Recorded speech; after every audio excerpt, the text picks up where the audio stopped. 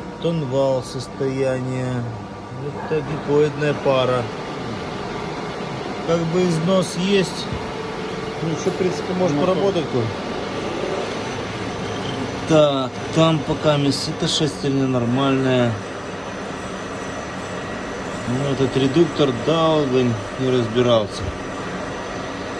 Дальше посмотрим. Сейчас сделаем шпильки для съемника, чтобы можно было выдавить вал. Уже там посмотрим конкретно.